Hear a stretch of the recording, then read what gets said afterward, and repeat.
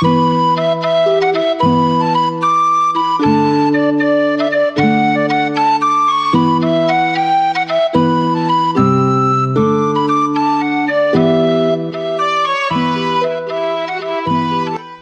evening. You're listening to Highland Waves, a podcast originating from Marshbrook Studios, situated beside the world-famous Margaree River in Cape Breton, Nova Scotia, Canada. I'm Pat Wall, your host. This evening, my guest is Margaree native Mr. Lee Fraser, CEO of the adventure tourism company Live Life Intense, founder of After Dark Entertainment, electric music producer, event promoter, and professional saturation diver. Welcome to Highland Waves, Lee. Thanks. You did a little research, eh? Man, oh man, I never heard all those lined up. Yeah. You wear many hats. Well, what is a saturation diver? I've never really figured out an easy way to explain it to people.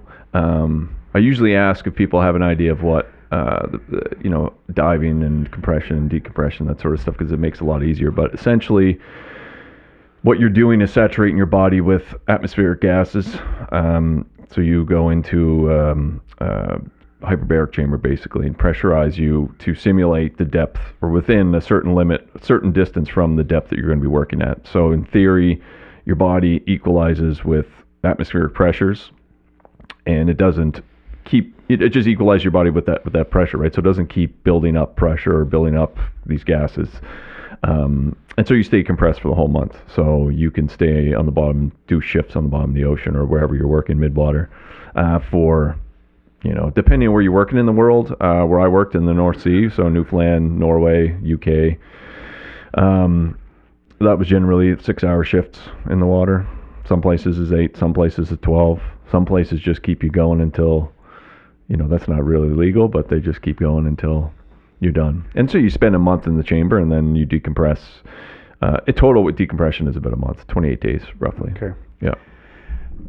I understand it. It's a fairly new profession in the sense that it's 1965, I think, was the first saturation dive. Yeah, you did some more research. It was back in the 60s, and I don't really know a lot of the history behind it. I met a lot of the guys that were working back then in the 60s, 70s, 80s. It's changed a lot regulation-wise, and they did a lot of different stuff back then, bounce diving and stuff, which was really hard on people's bodies. So when people say like back in the 60s, 70s, there was like a huge mortality rate in the North Sea. And it was because it was new, and a lot of risk associated with that. And then a lot of the stuff they did as far as like compressing people very quickly, going down fast and coming up a bit, that led to a lot of like bone necrosis, which was something in older divers. But nowadays they have schedules, and the companies that I work for are all under Norwegian regulation. So it takes a long time to compress to whatever depth you're at. So I mean, the longest it took me was close to 30 hours, and that was in the deep diving over in Libya. But usually it's like 12 hours. So they'll bring you down to a certain pressure, it's set you up, and you have a hold pattern, and you equalize with that pressure, and then you bring down, and usually I fall asleep, and then it's surprising that my ears haven't imploded on themselves while doing it. But the percentage of divers that are saturation divers is small. I think in 1970 there were only 365 saturation divers in the U.S. Yeah, I don't even know those stats. So it was funny. It was like when I got into that industry, I had no idea what I was doing. I just knew I didn't want to work in Alberta. That's all I was doing. And I heard about this underwater welding course while I was doing another trade at NNCC. And in September, I applied for the course. Like we've just started metal fab, and I'm already applying to go to the diving because I'm like, I'm not doing this. And so when I got the first day I got there, the instructor said, yeah, this isn't underwater welding, this is commercial diving. And so I go, oh, okay. And then when they're doing the introductory in the course, everybody said, I said, I'm Liam from Cape Breton, this is why I'm getting in this career. more and more of like maybe the 15, I forget how many people were on that course, 15 and 14. Probably half of them said, I want to be a sat diver. And I'm like, what the hell is a sat diver? So I went home and Googled it. And I go, oh, that's what I'm going to do. And so I said, yeah, they'll probably make good money at that. And that's kind of down my avenue, a little risky, a little different. So I kind of just said yes to pretty much anything, like working for pennies just to get my foot in the door. Okay. And I just had a lot of opportunity along the way and was able to get into that profession very, very early compared to most people. Like, I think I was 23 or 24 and I was in SAT, and most people wait till they're in their 30s, 40s. You were born in Margaree, Northeast Margaree. Yeah, correct. Yeah. And how did you get to saturation diving from high school? That was basically it. Just ended up, I took a year off work to become a DJ in Halifax, and then I got there and I quickly realized that is not a viable career for what I wanted to do. I like doing it. Like, I grew up doing music and DJing and messing around with producing music, and then kind of different than what most people did around here. So we spent our free time at the school here just with turntables and recording equipment, messing around, and then I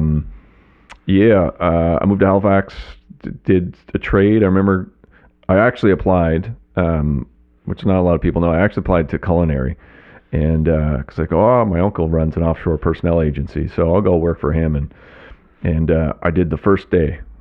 I argue with Dad that he says it was the second day. I'm pretty sure it was the first day, and I got there and I said no, and I went into the admissions office and I said, what else do you got? And they said, we got welding. And I called Dad. I go, I'm going to go do welding. And he goes, no, you're not doing welding. That I can teach you that. What else do they got? And they said, well, we have a spot open in Sydney at Metal Fab. I didn't even know what that was. And I said, fine, sign me up. And then I packed my bags and we moved to Sydney. And then again, back to that story, I just was there, and that kind of how I heard about it. Just through, we were doing a welding, intro to welding. And somebody started talking about underwater welding. Again, I went home, Googled it, found a school, applied for it, and then that was that. That profession, saturation diving, requires a tremendous support staff. Yep. And they would need to be well trained. Yep. Tell me about the support staff. What are they trained in? So mostly where I worked, and this is different. There's different systems and way they operate. But I mostly, when I did SAT, I was working for North Sea companies, and I keep saying that because the North Sea companies are kind of like kind of on the top pinnacle of where people try to get to with diving, because it's unionized, regulated. It's kind of an old boys club, because it was generally all old Navy guys. And then younger people started getting into it, and then it became a little more less Navy, but you still had that structure within the supervisors and superintendents and all that sort of stuff. Mostly all ex-Navy guys. And then so there'd be us in the chamber. So there's usually 4 teams of divers, so you have 24-hour coverage. Everybody's working 6-hour shifts, and so usually teams of 3. Smaller systems, sometimes you get teams of 2 and you swap out. And I've done that because one guy may have gotten sick and got decode or didn't go in. That's just pain in the ass. You work less during the day, though. You're less physical work in the water. But yeah, you have the divers in SAT, and so you have a boat. The boats I worked on, it was mostly the well servicer, which was an old pipe lay vessel modified for a diving vessel. That was like a 300-foot vessel, probably 100 staff, roughly. And so you have, just directly for diving, you have the guys in the water, then you have the supervisors or superintendents, you have the standby diver, which is another SAT diver just doing a standby trip, so he makes coffee for everybody, does pre-dive checks and that sort of stuff. Then you have the life support technician. So those are the guys that deal with your humidity in the chambers, your breathing gas, food, clothing, like washing, drying, that sort of stuff. And they're literally looking at, a 20-foot wall of gauges and do checks. And so they'll do gas mixtures and inject O2 and swap out scrubbers, they're just a soda lime mixture that scrubs CO2 out of the air, helps circulate air in the chamber. You ever get in trouble? Oh, I've had many close calls. I was telling a story today, actually. I was painting House at the Harbor, and one of the kids was helping me holding the ladder for me, doing another sketchy thing that I probably shouldn't have been doing, but we got the job done. Just, mostly so that you're always watched 100% of the time. So in the water, you have a camera on your helmet. So everybody on that boat, that's piped in everywhere. So, and it's open comms and all black box recorded. So anything you say is recorded. Anything you do is recorded. Anything you do is monitored by not only supervisors, but superintendents, but it's on the bridge, the client rep, the engineers, everybody's got a screen watching everybody in the water doing the job. And so that's kind of when you kind of get into trouble for trying to, speed something up, doing something you're not supposed to do. But in that event, you just turn up all the silt so no one can see anything, and then you do it anyways. So, but yeah, the one story that I did tell somebody today was I was in Norway.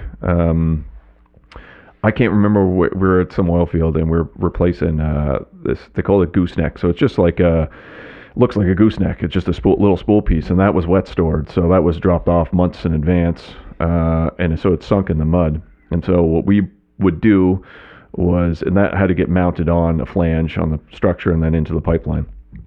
And so what we'd do is put lift bags on it. So it's essentially just a bag you fill with air. And the different size ones for different weights, right? So you got like 1/4 ton, 1/2 ton, 2 ton, 1 ton. And so the engineers had told us, they looked in the schematics and they're like, okay, this piece weighs 2 ton. We're going to send you 2 ton lift bags. That'll take the weight. Then we'll send you another 1/2 ton or 1/4 ton. So that'll give you enough lift so that it'll start moving out of the mud because you got that suction. And so generally, when you're lifting anything, you have what they call a holdback. So it's a strap, lifting strap, strapped to in this case was the structure, but it has to be something that's heavier than that lift, so that if it bounces out or gets uncontrollable and starts to shoot the surface, then you don't have this thing going to the surface, bag slipping over, and then it's coming 600 feet back down on your head. So we were filling the bags, and I had to rejig all the these holdback straps. And I had a strap that was like 6 inches too short, right? And I ended up taking a shackle off of the current holdback, which you're never supposed to take. You're supposed to put a new holdback on before you take the other one off. And so I was just like cutting corners trying to get it done. And so I had just put the pin in the shackle and connected this new line, and the thing just shot out of the mud and shot up in the air. And I just heard the guy that was on it filling up the airbags, and he's screaming. You could just see him jumping, and I could see the silhouette of a guy jumping and his umbilical hanging behind him. And he's like, just run. And so I'm like, shit. And so I start running because you don't know, that thing might come back down on top of you. And it turns out the engineers were wrong. It was 1 ton. So we put an extra ton of lift on it, and there was that much suction in the mud, but that was pretty much the closest call. Well, other than the time I had my helmet flood. That was another one. Yeah, that was, I had an old job stop on that one, but I never told my parents about that one. Switching topics now. Adventure tourism. Yep. How did you get there?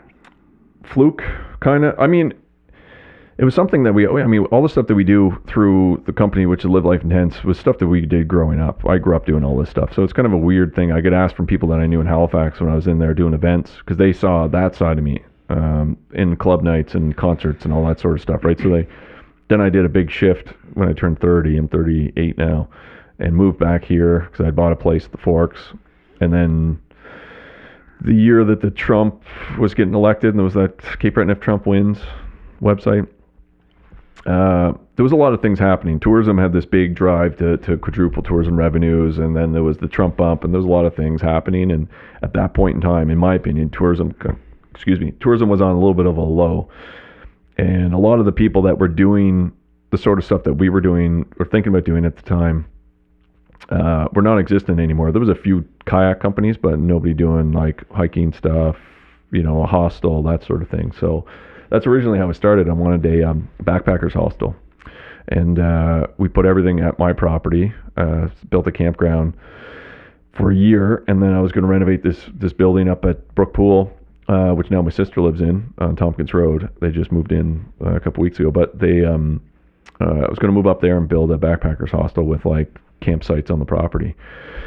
And that's why we ran tubing was out of that parking lot of Brook Pool that we built, because we were going to operate up that way, and it'd be just right there. But yeah, all of it was just kind of stuff we did as kids, and there was no plan. It was just kind of, took a year off work to fix the house up, put $5,000 into it, and then we were ready to launch on, I think, July 1st or the end of June. And then I got a call from a company in Newfoundland, and they said, hey, can you come over for a quick job? 2 weeks, they said. Well, I think it was almost like 2 months later I came back home. So with the adventure tourism, you're doing camping, glamping, paddleboarding, accommodations, backpacking, river tubing. Just expand a little bit on each one, if you don't mind. Yeah, we started doing, the campground kind of started, first it started as equipment rentals. And so the idea originally was to do a travel agency for adventure tourism. And so, because I did it anyways for people that I knew. I was like, this is where you got to go. This is who you got to book in with. Go camp here, go hike here. I'd give them camping gear. And then a friend of mine, that's kind of actually how it started, to be honest with you. That's how the idea started. I did this for him in May of that year, 2016. And he texted me after the week and he said, man, you should be doing this as a business. And I was like, well, I'm not doing anything for the summer. Let's start renting gear out. And then when I was renting gear out to people, they were asking where they could camp. And I'm like, well, I got a field back there. Y'all can set up a tent tonight. Like, there's nothing back there. It's just a field. I didn't even bush hog it. So you can set it up there. Just go in the woods if you got to use the bathroom, and don't have any fires. And then that happened multiple times. And so I went up to Dad's sawmill and took a bunch of lumber and built a bunch of decks and old rims from the shop, from the old 18-wheeler rims, and built fire pits and threw that up on Airbnb one night. And next day I had a bunch of bookings. I was like, oh, okay. And then I was in Nicaragua that winter, and then I was like, I'm going to do a hostel. And I saw the canvas tents that we had, and I'm like, I'm going to use those because nobody's using those yet. And then I bought a couple and put them up, and then kind of went from there. I was still diving up until 2 years ago. So, and then over the years, different people would say different things. Like, there's no half-day excursions here for people to do in Margaree when they come here. Jeremy was starting doing the kayak and paddleboard stuff. So my brother actually, he goes, well, why don't we just do tubing? We did that all growing up. Let's just buy a bunch of tubes. So I went online, found a spot, bought 20 tubes and hand pumped them up every morning, and then just waited for my phone to call. Somebody called me, and then there was 20, and then the next year we bought 40, and then it kind of took off from there. And then we started building out more campsites, and bought the property next door, and then once that got rolling, we started thinking about doing guided hikes, and now really lean into backcountry stuff rather than day hikes. That's pretty much the biggest thing that I enjoy doing, and that we're currently trying to push out there. So that's a lot to take on, but it seems like it's going well. The river tubing, how is that going? I mean, I see a lot of people on the river doing tubing. Yeah. Has it been successful that you expected? Oh, yeah. Well, I didn't expect it to do anything. It just kind of went nuts. And we were originally going Brookpool down to Doyle's Bridge, that run. But the last 2 years, we started doing Southwest Margaree River, which is actually a much better river, conditions-wise and access-wise, cell service as well. So there's a bunch of different variables. And it's closer to the shop too. So we go up Cody Road, go in an old field that my grandfather used to own, and then put them in there. But yeah, we were trying to do both 2 years ago, and the Northeast, although it's still good, it's just not as consistent because there's a lot of the prevailing winds are blowing from the west, and they blow right up that river. Mm-hmm. So, and that's all big, wide section, slow moving. So you get in a tube, and next thing, I remember the day that I decided that's it, we're not doing the Northeast anymore, was when we had a crew from Shetty Camp. I think there was 15 to 20 of them, and they got back, and I remember them getting there, and I was like, yeah, it's a little bit of breeze, but it shouldn't be that bad. And anyways, they got back, and it wasn't a good experience. And they were pulling the kids downriver, and I go, yeah, that's the end of that. What about risks and insurance and that kind of thing? Is that an issue for you? I mean, there's always. I mean, we're on a river. There's always a risk. I mean, even a lot of the other stuff we do, like I'm leaving in a week and doing a little over a week and doing the winter expedition that we do from Ingonish to Shetty Camp. So that's a 5-day snowshoe trip. A lot of risk in that. Seawall, which is 4 days from Red River to Me Cove. Huge risk in that one because you're on scree slopes, super steep mountain inclines, million trip hazards in there. It's probably the most difficult hike that anybody can do in Nova Scotia at this point in time. It's a real sufferfest, that one, if you're not well prepared for that one. But yeah, you just got to assess everything. I mean, there's always going to be a risk doing anything that you do. Insurance is not that big of an issue, although it's going up now. It's kind of everybody's, like, I get calls from kayak tours over North River, Angelo, and his insurance is going up quite a bit this year, and the cost of everything's kind of going up. But yeah, I mean, we try to pick, the reason why we picked those two locations, we didn't just throw people in the river at those locations. There's reasoning. Like Brookpool Down was access points all the way down. It's quite shallow. There's no white water. There's no rapids. There's one spot that had some, right after Tanner's Run, there was a little bit of overhang. The bank keeps washing out. So you get a couple trees down there, but you can kind of pull a couple of the hazardous ones out of there and make it a little more safe for people. But there was reasons why we picked those locations. Like the Southwest, there's pretty much cell service the whole way down. We have waypoints that we put in place, which are at access points. So all the basically tractor and roads that go down to bottom intervals, right? So we have easy access through that whole section. It's when we get into, the seawall, and then the Margaree River pack rafting trips that we started to put on last year, that goes through the sanctuary. It basically paddles the sanctuary, and then we get out and wherever we end up on day 2 on Sunday. So that's usually either Portree or if people are competent paddlers, we're down a little further near Swimming Hole. But yeah, that one, because you're in the middle of nowhere's up there, and there's some big white water up there. You also are involved in electronic music. You're a producer? I guess past tense. Past okay. Tense. Yeah. That's what I did. When I moved home, I had a studio in the house. So I had I spent a winter with no insulation, wood stove. I think I had one sink with running water, but I had a full music studio upstairs in the bedroom. So, okay.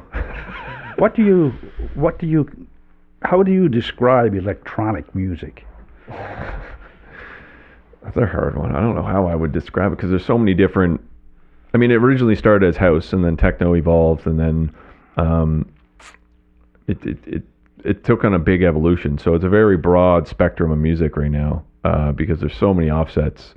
Because it was only like 2 genres for years when everything started down in Chicago. And then everybody kind of has, that's the cool thing about that genre for electronic. And electronic is very broad too. I mean, you could have electronic pop, you have electronic hip hop, there's so many different things. But my thing was classic old school Chicago house music, which was all derived from like disco and funk and soul records that were sampled, and then they put a 4/4 beat underneath it and kick drum and using drum machines. And things have evolved a lot since then. And I mean, like I said, I haven't even looked. We were talking earlier. I haven't even looked at a project. It must be 2 years. I remember pulling it up once, thinking like maybe I'll spend the winter to get back into it, and I just said no. My head's not in that game.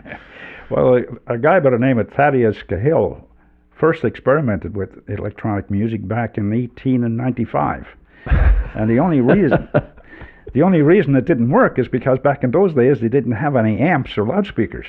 Yeah. So it evolved, and here we are today talking about it. So obviously he had something on the go. Yeah, it's. I was listening to a podcast while I was working last week. I think it might have been last week.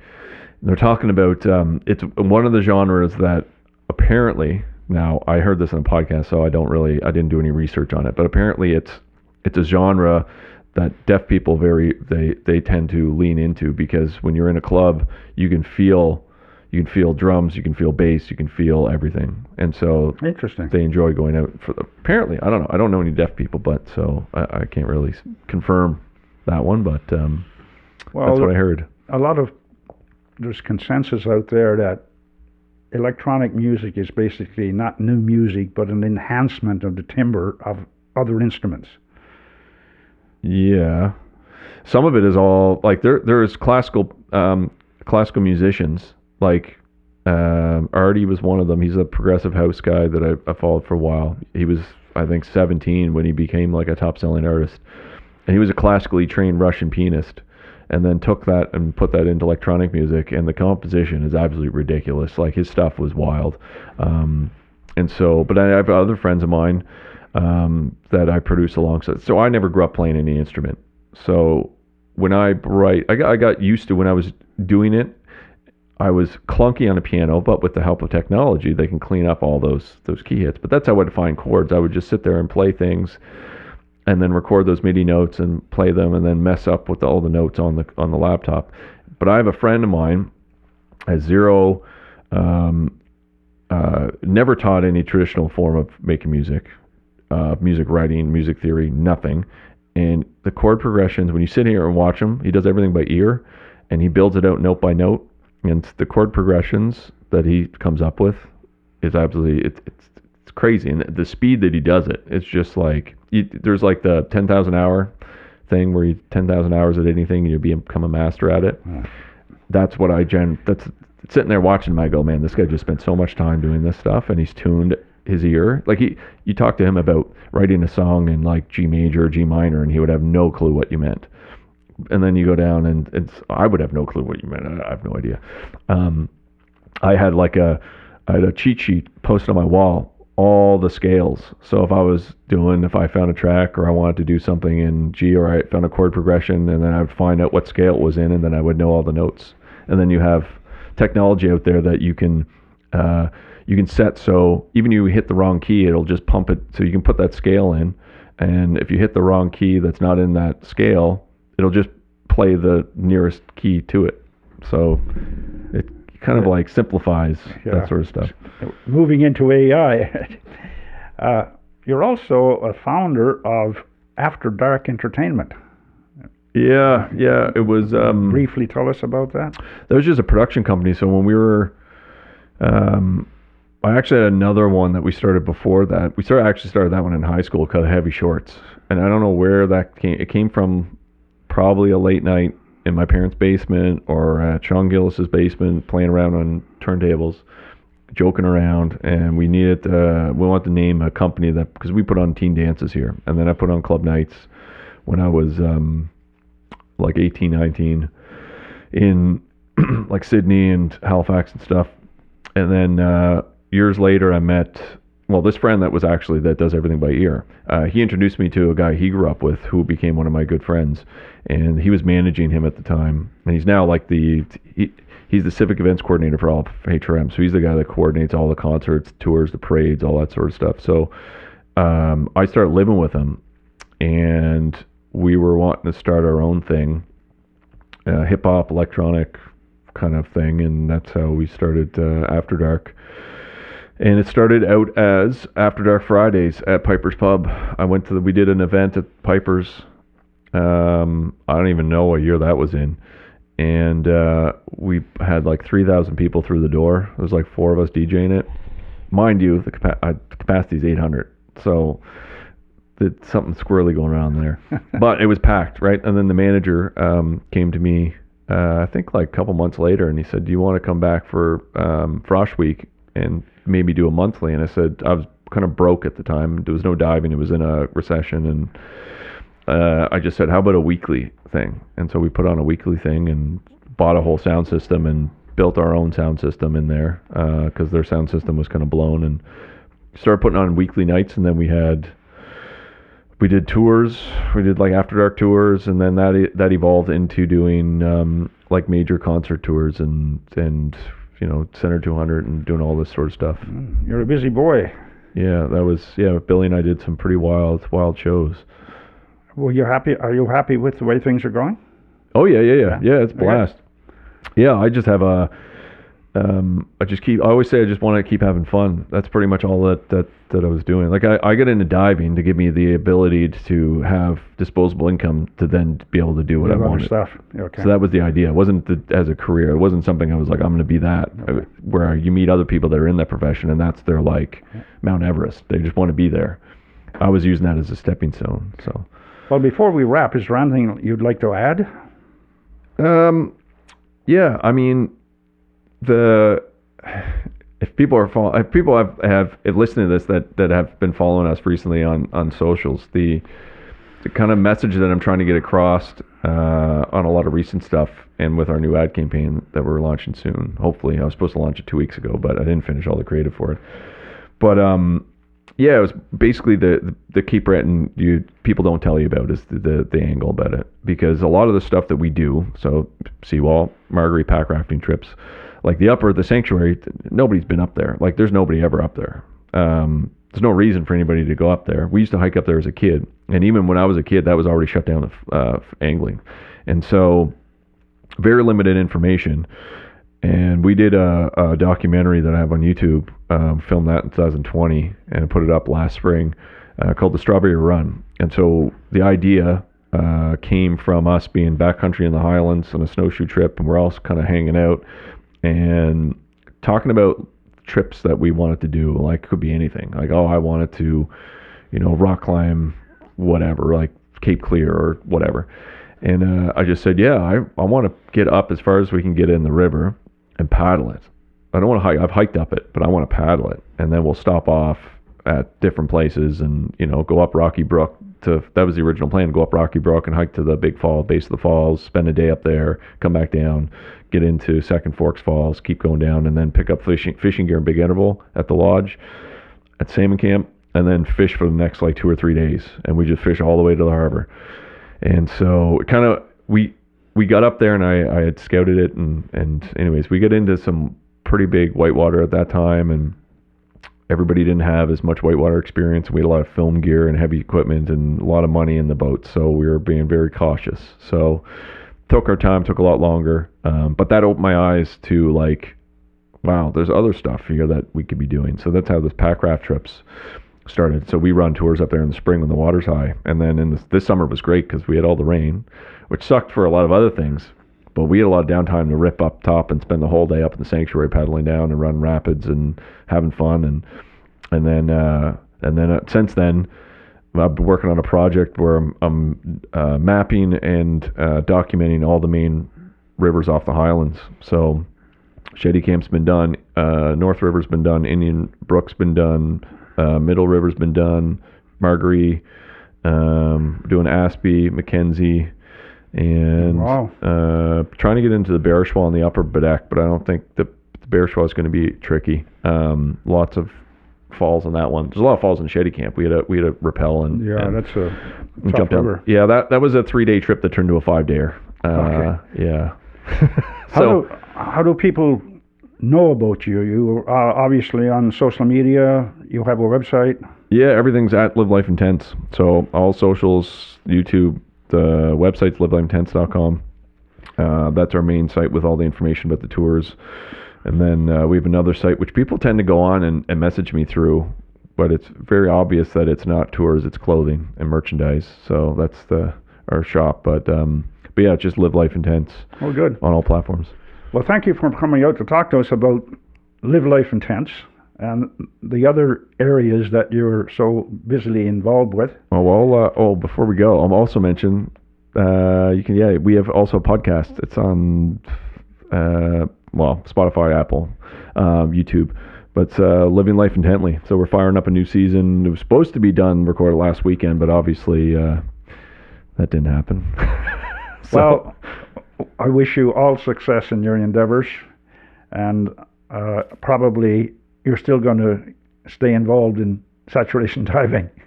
Stopped 2 years ago, but no, I don't do it anymore. Yeah. I don't do it right now. Not to say that there's work coming up, so you never know, I might be peacing out for a month or two. Okay. Well, thank you to our listeners, and remember to hit the like and especially the subscribe button. It's free to subscribe and enables you to stay in touch. The thought for today is by Milton Berle, who said, "If opportunity doesn't knock, build a door." Yeah. So long for now, Pat.